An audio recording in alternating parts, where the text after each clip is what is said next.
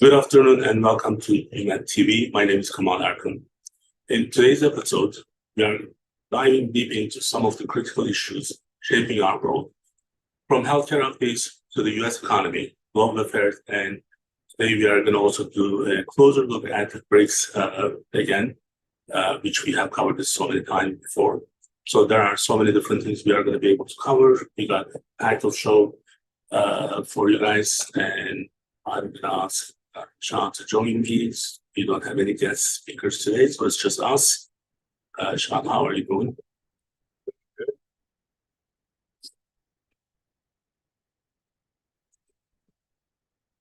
You may need to turn the other one off, like you need to shut it down. Laptop.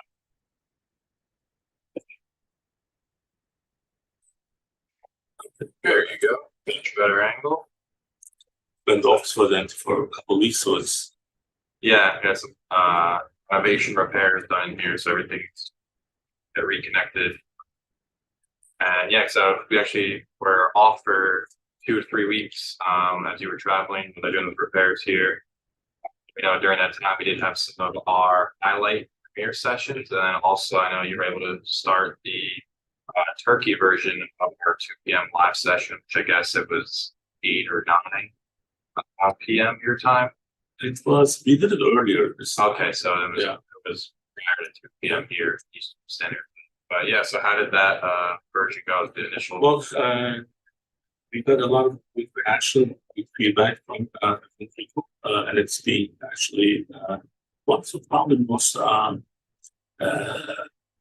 watch videos probably is going to be because like we have the live part of the video, and then as soon as after the live, in the first 2 days, there are organic watches, and this is one of the highest ones. Yeah. So it was kind of interesting for me in a way because many people who don't actually go through the same experience, they don't understand why it was difficult. It was difficult because it was in Turkish. Well, that's where I was born and raised until I was 24.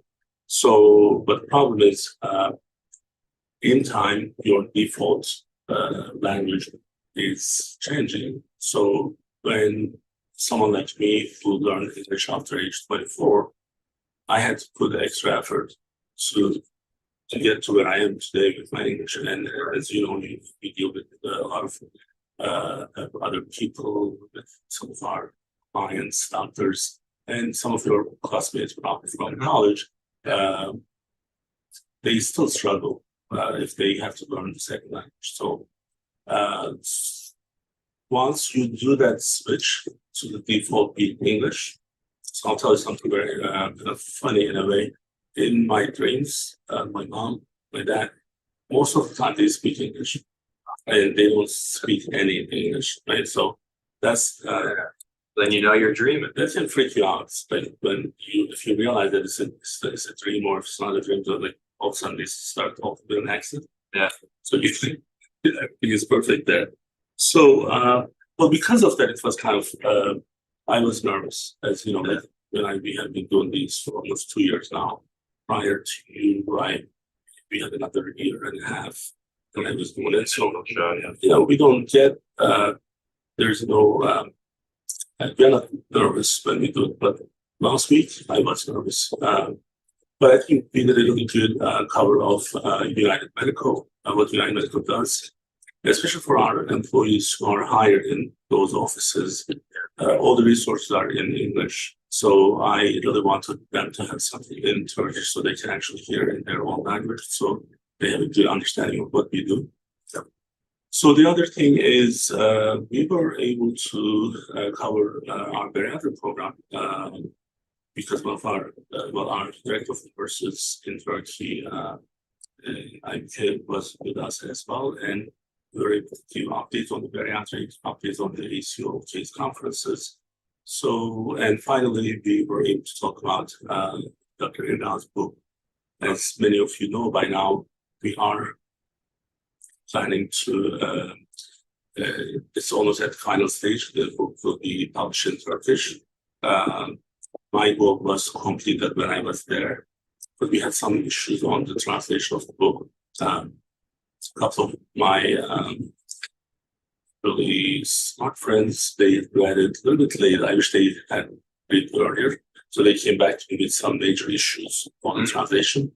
So it's being now completed again, second time. So hopefully we should get it out in the next 4 to 6 weeks, I would say. So, but it was kind of interesting. So I do want to do that when I'm in Turkey. So from now, at least one of those weeks while I'm there, we would add our YouTube episodes from there in Turkish. So I think we'll be able to accomplish some. So today we have a lot of different topics. So I would actually start with this. Our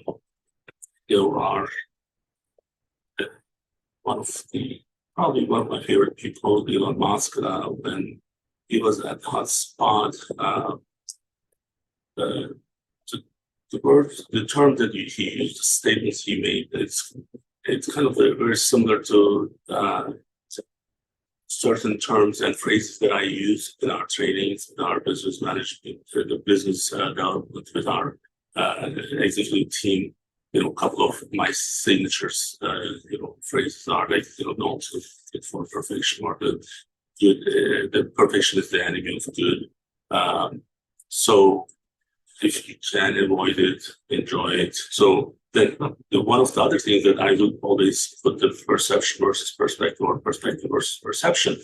And when Elon actually was kind of like was being cornered, he said, look, the reality of goodness, you need to focus on the reality of goodness, not the perception of it. So, which actually tells us a lot, and then it actually lines up with what we do in this program. Yeah, I think basing off of that quote, what we're saying there is kind of like you can't really hide the actual quality of like a product or service, because at the end of the day, it'll either make or break it type thing. So that also kind of reminded me back in high school in our weight room. One of the signs that was hanging was, only you would know if you cheated today, but when the season starts, everyone will know. So it's kind of like that perception of, are you trying to like fake the workout, or are you actually putting in, the actual effort required to get the most out of it? So how he's applying that to the business, where I think they were talking about at the time during that interview, Tesla, and how the impacts it's made in EV, and obviously the impact on the environment. And how he was saying that he doesn't really care how he's perceived, it's what he's actually doing. So some people may be supportive of him, or some may be against him, trying to critique him, criticize him. I think what he's saying there is it doesn't really matter to him what people perceive, whether it's good or bad. He's still going to do, I think, what is right. So I think that's kind of like the underlying message there. And I'm sure that can be amplified to various different aspects of, what we do in United Medical or across any field for that matter. So that's why, in many cases we get in trouble with the common opinion from media, how they want us to think versus what really is happening. So it's not like just because you are powerful doesn't mean that you are right. But so there has to be the fairness, and you have to be also objective. So if you point out the king is naked, someone is gonna say he's naked. So that story, right? So in the old days, so when they saw or the pink elephant in the room, and then no one is talking about it. So Elon does, and that's what we try to do in this platform anyway. And that's part of the reason that we are able to maybe have some fun. So speaking of fun, we have lots of fun coming up. So we'll start with the U.S. Politics. So on this video here, which might be under, again, the global one, start off talking about, as you know, on our session, we did have various guests, numerous, who are running for candidacy in 2024, state of Delaware. So again, various positions.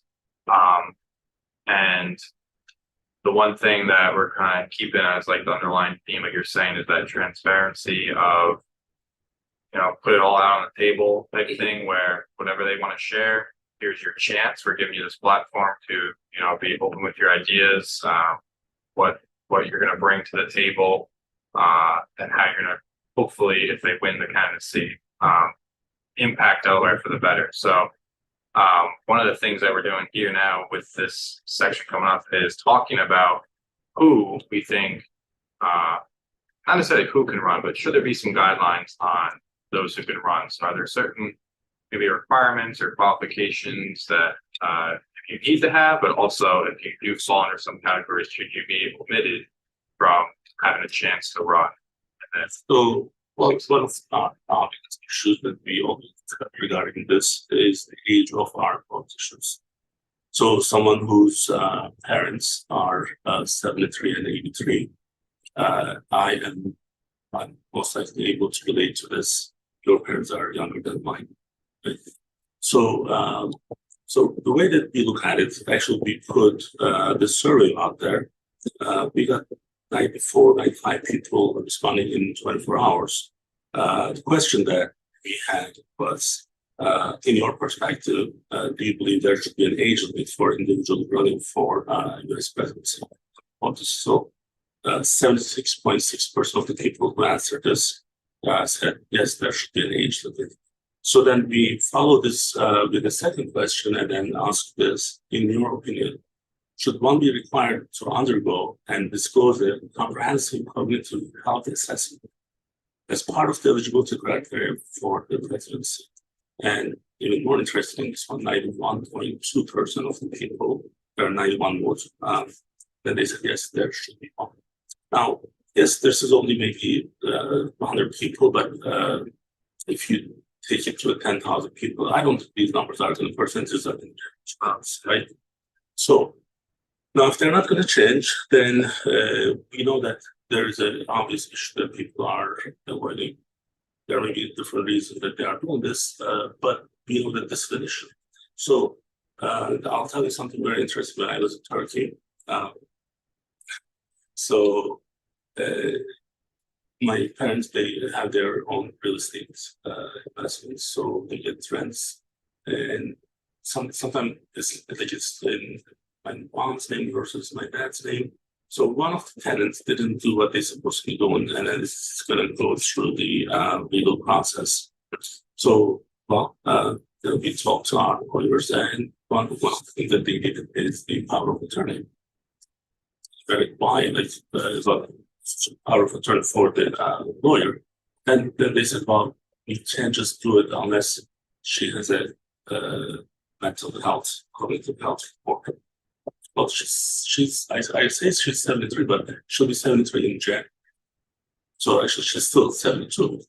I'm like, are you telling me that I can run this country at that age, or I can be 80 and still run the country, but then I cannot give power of attorney to my lawyer to represent me for this landlord tenant issue matter. So that's why we always question these things. It's not like we come up with these problems and I say, yeah, let's just create some issue. No, this in real life, when certain age people making major decisions, you want them to be healthy. You want to make sure they are healthy. And this is very simple, right? Yeah. So now I remember asking you maybe a year ago or so, if you have kids and if your parents were 85 years old, would you let them babysit the kid? And then I remember your answer. You said no. Why? It's because the risk there. Right, the risk is there. So what they cannot do is different. How they're going to react to certain things is going to be different.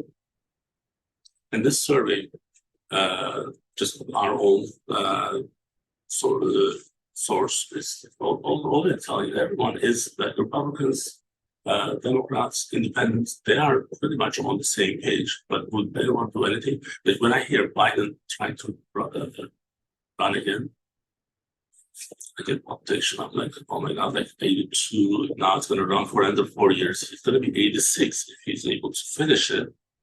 And why? Like, I don't have that much energy like every morning to do what I'm supposed to be doing, and I'm only 49. So, like, how is this? Like, what's motivating them? There must be some other benefits that they're getting. So Trump is no different. He's only a couple years younger than him, and now he wants to run again. And I see him like going on and off with the campaign that they really need to just play golf, and Biden can stay at the beach, and I think they need to retire. And now, one of the reasons we are also talking about this, Sean, which I shared this one with you earlier today. Well, there are you cannot be a U.S. president. You, for example, you are 25, right? Yeah. So you are not qualified for U.S. presidency. Not old enough yet. So that means age matters. So that's they're requiring some maturity in the position, and in that it would be, and therefore the age of that is kind of like it was different between 34 and 37. None. Right. But then it's just like some floor. Just that so if you have a floor, if you need a floor, why can't you have a ceiling? Yeah, if there's a minimum, there should be a max. So now, US is one of the countries with the floor, 35.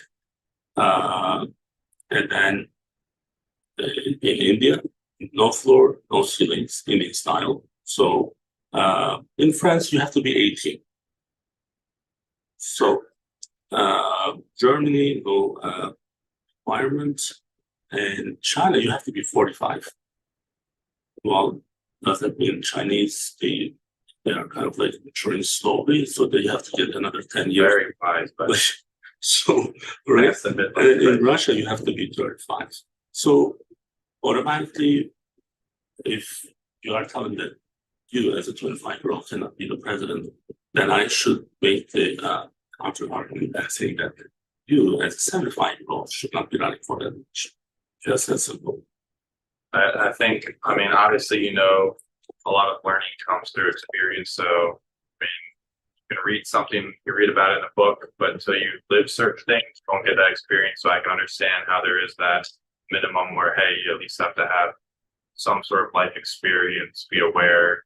I think frontal lobe is still developing in your early mid-20s anyway. So that decision making, the long-term effects of weighing in, goal-oriented, that makes sense. And obviously, it's not talked about as much, but as you get older, your brain also does start deteriorating. We know that there's mental health diseases that impact the elderly. So you talk about dementia and all the forms underneath that umbrella, where that's just in some cases inevitable. It doesn't matter, obviously you want to be healthy and active and keep your brain engaged at all times. But regardless, at the end of the day, we are still natural beings. So that decay process, as you will, it does end up happening. So that, in a way, is obviously going to impact decision making, processing different things. And like we're saying, it's not, oh, can you babysit for the day? This is literally the president of perhaps our nation, the world. So responsibility. People may be wondering why we even made this an issue, right? So, well, because leaders of their countries, they are in charge of making or signing off on major decisions. And unfortunately, we are going through this time, and you and I, we always bring this up. And we're going to cover some of the global affairs later on. So our leaders are making decisions on people's lives. They make decisions on who's going to live, who's going to die, what are we going to support, what are we not going to support. And if I don't have the best mental health, how am I going to actually make that decision? And also, 10 years from now, 20 years from now, the history is going to actually judge, it's going to be the judge, and then we are going to be saying that, well, that time you just let some old man running all the country and then making all the decisions. That's a problem. We cannot take that responsibility, or we cannot make this so light. We cannot take this so lightly, so that the excuse shouldn't be just because of their age. Yeah, because this can prevent that. Now, you can have a 55-year-old who's a crazy son of a bitch, fine, but that's at least we clean up some of the extreme invariables, right? So that's the whole point that we are trying to actually say that's why it's important. And I think, I mean, if you're going back to that survey question where we said if they want to run for the presidency in the first place, anyone, regardless of their age, I think should have that background cognitive assessment to make sure they are in a sane state of mind to begin with, but also that they are able to perform at high functioning. So it's not just saying, oh, maybe once you turn 70, you have to start taking it. Like, no, I think anyone should be subjected to it. If you're going to try to take a role of that magnitude responsibility for the president. I think it's a fair requirement. Absolutely. So there are a couple other news from the local politics. Do you remember the former state auditor, Kathy McGinnis? So she's actually suing the Attorney General's office for their decision, and I think, and I may be wrong, but it seems like they are going to reverse the decision. Now, this is a couple years already. And one of the things that I'm I don't know if you and I may talk about this, but one of the problems that I see when that happened, she was on our show once. Prior to me, yeah. And she did save a lot of money for the state health insurance, state employees' health insurance expenses, specifically even the pharmacy side of it. Yeah, and when news came out that time, my initial reaction was she actually set up, because there wasn't anything major, so she had a daughter for part-time. Yeah, but I mean, is it like the best thing to do? Is it the most smart decision? No, but should it really cost someone? No, not really. It was during the pandemic, and people made a lot of stupid decisions those times, and it shouldn't have cost her job. But anyway, so now she may be the decision may be reversed, which would make certain things very interesting, especially right before elections in 2024 in the state of Delaware. So I just want to put that out there. One other thing that the local coverage, the statement that I'm going to give you is actually not just for us. It's nationwide, I believe. So a number of people who are dying from overdose linked to synthetic opioids like fentanyl. Daily number of people are dying from this is 150. 150 people every day dying in the United States. And what's also more interesting, in just over a decade, the total of opioid-involved overdose death quadrupled. So now, this is just like what we always say. This is a really strong statistics. It's telling you, dude, like you have to do something. Yeah. So we are getting a quality of audio recording. Are people that we see? I'm gonna turn the audio on and off, and then if I can get the feedback from our people, thank you for sending me that. So I'm gonna change this.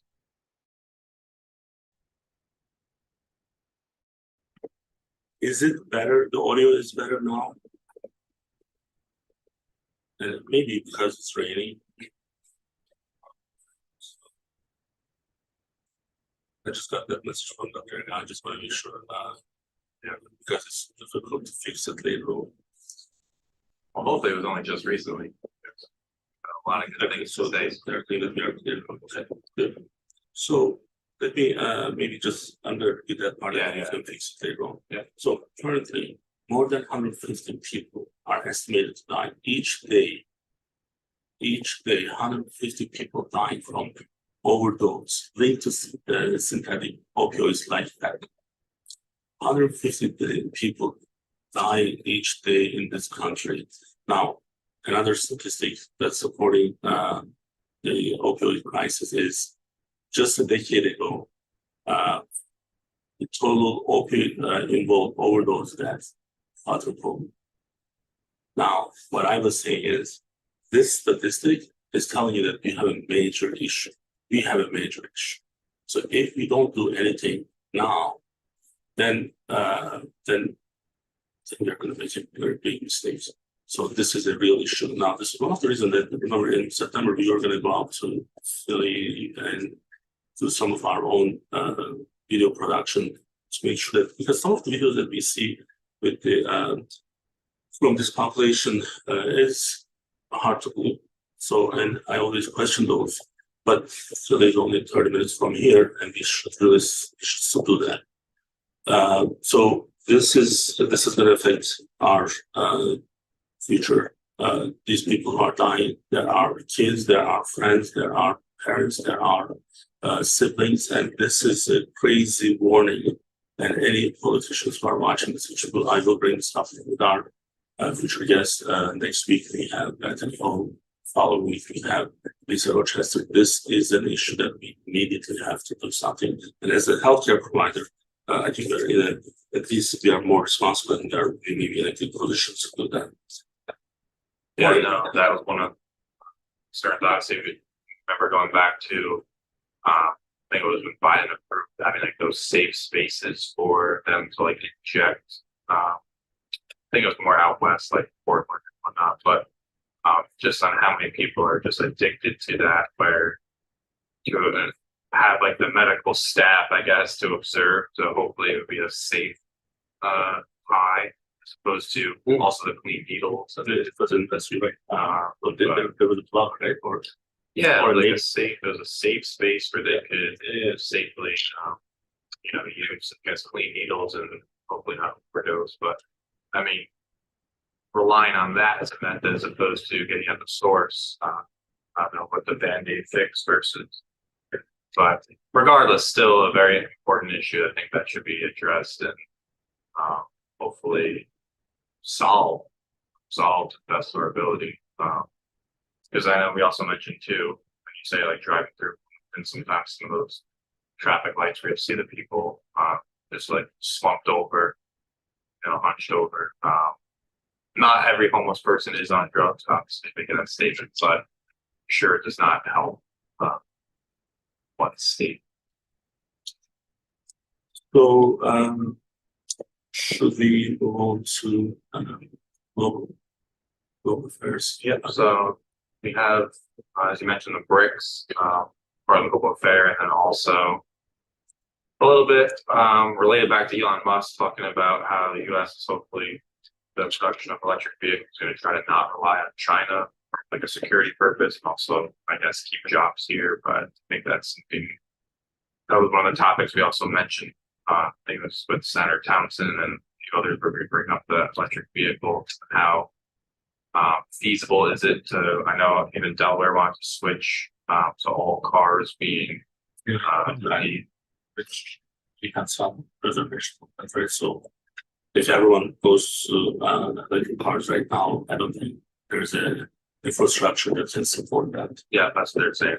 The amount of charge, and I know even out west, I think it was in LA, the charging station, the lines like in that queue to get up are just like insanely backed up.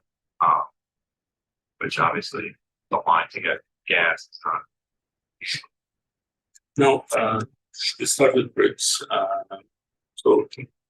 So why we are going to focus on BRICS? So this is Brazil, Russia, India, China, and South Africa started. It is actually growing, right? So the last statistic that I have, it may have changed a little bit. 41.5% of the world population, global population. 25%. This is before these other countries either join or about to join. So 25% of the world's total economic output, and a combined GDP of 25 trillion. So, and we started talking about this again about 2 years ago. So we brought up the currency issue and why we have to make certain decisions wisely so that we are not getting in trouble, we as United States. Now, latest updates from BRICS is uh, Argentina, Egypt, Ethiopia, Iran, Saudi Arabia, and UAE. So, except for Argentina as of yesterday. Because now they have their crazy president. So yeah, so they said He's that, pretty interesting. You should actually cover him. that was only as of yesterday. He's pretty great. He makes everyone else looks really good. So you need people running like him so that you can look better. Yeah. So well, Argentina may or may not, but this is still like a lot of strong countries in this.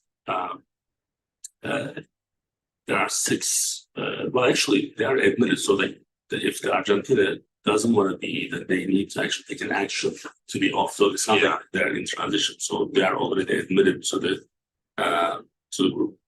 So 11 countries with the total population of 3.7 billion.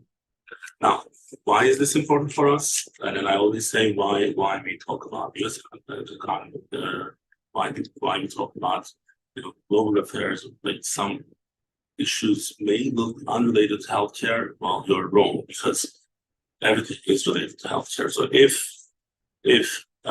we don't actually have good financial stable state of mind, then from the healthcare wise, everything else is going to go south. Okay, So right. So actually, in the Turkey episode last week, so I introduced the term social determinant of health, and I didn't know what that was in Turkish, but we have a really conflict in phrase of social determinant of health. This is so important now, right? One of the main part of social determinant of health, SDOH, is finances. If the patient doesn't have the right finances, they are not able to follow through their physician's orders, period. So, and this change with the briefs is going to probably make a big impact on how we live today. So, and this is now happening.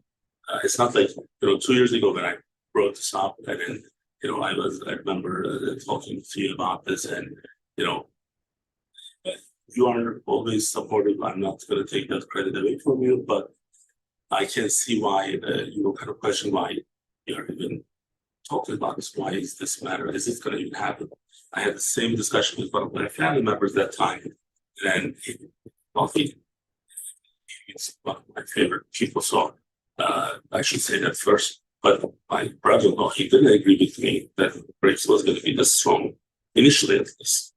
I believe US dollar is I think the future is going to be very, very challenging for US dollar, and because of that, we really need to take it, at least understand what may be happening. So, people. It's just like most people's understanding of currency is so interestingly. It's not like just you use this in your country.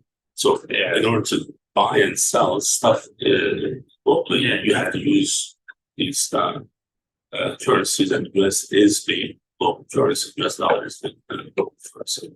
Yeah, and also you're saying it's not always a straight X to Y conversion, or $1 is this many euros or this many yen or whatever the unit may be. It's constantly fluctuating based on international markets and supply and demand. And like you're saying, the reliance on it, if more people are switching, more countries in their financial system, they're switching to BRICS for that matter, then again the US one would be weakened by that. And that's again,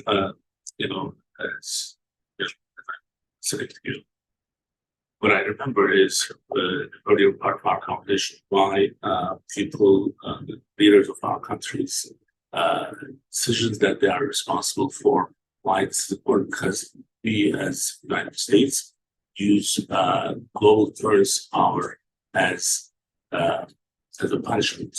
Yeah, those sanctions, financial sanctions for other countries, and we were out of proportion whenever we were doing that.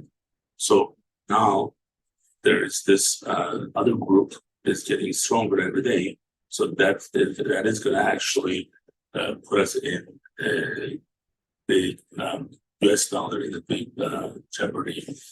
what the current situation was. Right, yeah, like you're saying, originally when there's no alternative, it was kind of, you just don't want to put your foot on the pedal too hard, then, people look for an alternative, but now as you're seeing, they see there is an option. So, that's again how it's related is some of the big hospital systems have done that same out of proportion type our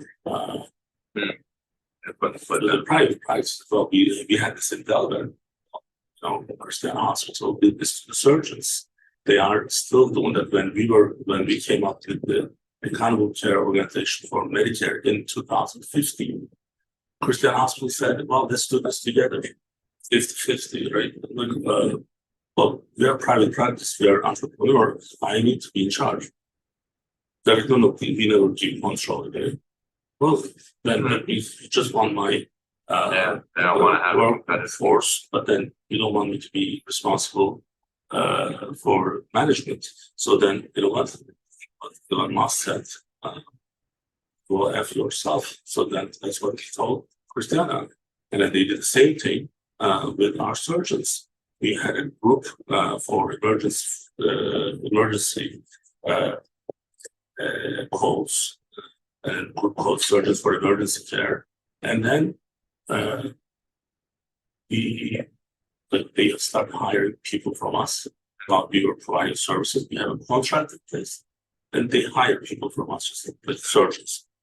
And then it didn't work out, and then the people, the surgeon group was 16, this failed, and that's what necessarily responsible decisions, right? They didn't have an 80-year-old CEO. The CEO either had 6 regional nurses too. But this happens. So that's why these making decisions are going to be so I'm certainly Secretary of State will say Israel said I'm here to Secretary of State, I'm here. I said, I'm not going to so you don't get to say that. So he represents sponsoring, right? So these are things, there's why the decisions, how decisions are being, so we are being following these. And we have full support also for our friend Elon Musk for giving some advance weeks. But that's something I think we can think together. So I know we have our grants on Friday. We have done the live for 3 weeks now, which will be seeing videos from our other sessions. Thank you for that.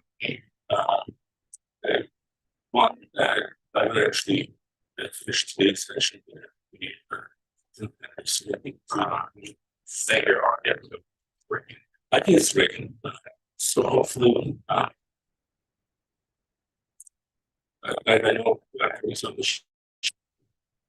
will fix it. If it's fixable, it's year almost 2024, and the rain does impact your internet connection. That's that. But again, I'm not going to complain because I think we still have a better system here than we have in Turkey. So that keeps me motivated. So hopefully now people can hear. I was just saying that we are going to close the good news. And people were saying that difficult to hear. Maybe it will be fixed later on. Do you want to just unplug the camera? And let's just plug it. Just we have a little bit of time, so then I don't want to just take a chance. I'm there almost done.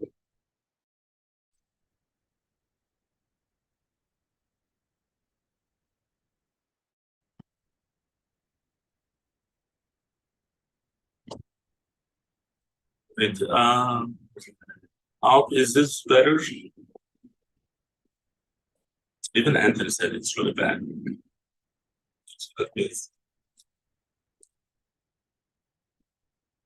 I think the rain maybe is impacting the signal of the live stream. Okay, so he's saying that it's good now. Well, I apologize for the audio issue. It is one of those. Yeah, I'm getting a confirmation that it's clear. So, hopefully, sometimes what happens during the live, it's not the quality is bad, but then when we post it, it's better. Yeah, If it doesn't happen, so we'll just repeat this again tomorrow. I'm kidding. So I wanted to close the session, today's episode, really include any news for us. American Surgery Center was able to get the second license for a surgery center in Westwood Complex here in where we are. So we got it approved yesterday. Anthony and who worked very closely with me on this, Susan Anderson, John Donnelly, Dr. Ergon, Dr. Ross actually. But most importantly, our lawyer, Adam Ballard, has been with us for 22 years now. There may be like a 2-year gap, but he did an excellent job representing us. So I will also thank him. So American Surgery Center will be in Delaware, as a second surgery center location. And we are going to be focusing on bariatric patients as well as the cardiology patients. We are going to have a cath lab in this. So it's going to be a very interesting challenge for us. But the biggest challenge was getting licensing approval. That happened yesterday. All right, so we'll be back with Bariatric Friday, and we'll be also back next week with Bethany Hall, our internal governor who's running for the governor for 2024. And after that, we have Lisa Rochester, our congresswoman, who is running for U.S. Senate. She's going to be with us on the 15th. Yeah, I do have that image if you wanted to put on the other one as the background. Which one is that? So the still image you'll see from last night's provider meeting.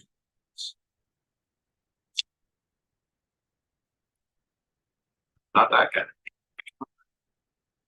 Should be just as a still image. It's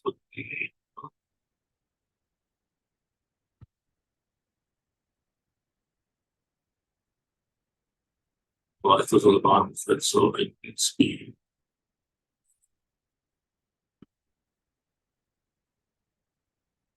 That's all I have there. So there's this. That's equivalent. This is the last one that I had. There in the image. See. Well, yes, you're true though. Bethany Hall Long running for governor next week. Lisa Rochester running for U.S. Senate. Oh, since again, you know, our goal was we wanted to have these two ladies that they're the vice race, right? So, you did confirm these just a couple weeks ago, but we chose planning on it. So, in terms of how we had the cycle closing for 2023, I can tell that from the this from the political series standpoint, there isn't anyone else doing up there. So if any Bulgarian wants to actually get to know people, they are going to watch one of our videos, and we are going to pay those into it forward. But it's like I'm going to have that ranks the way that the hierarchy is that we have in this Senate. So it's going to be a nice closing bit, Chester. But the next week is Bethany Hall.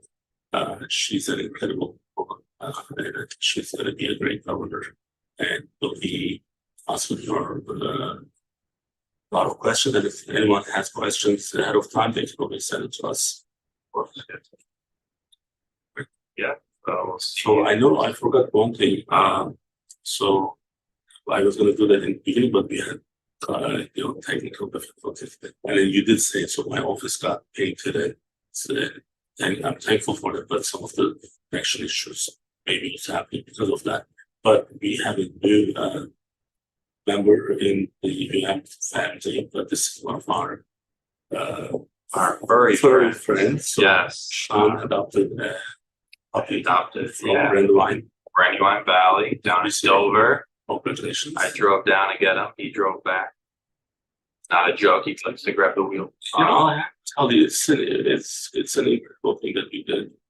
So this is not a newborn puppy. I say puppy, but he's 18 months or maybe 19 months old. And it was a stray, right? So that you don't know who owned this puppy before. And for you to open your home, your life for this puppy, probably lost all of his hopes. And all of a sudden, he has a home. And I think that's incredible. And I do thank you for that. Yeah, there he is. So I'm on the right. we'll bring some good pictures of him. That's a good trip to it and some recent pictures next week. But as the board member of Brandywine SPCA, that was one of my dreams was if our United medical employees can become part of the family and support me with volunteer events, adopting puppies. I know I remember Aisha also adopted one. There are a couple other people that they decision, and this is incredible. Thank you for doing that. And we'll be back with Bariatric Friday. Until then, please stay safe. Have a great weekend. We'll see you soon. Bye.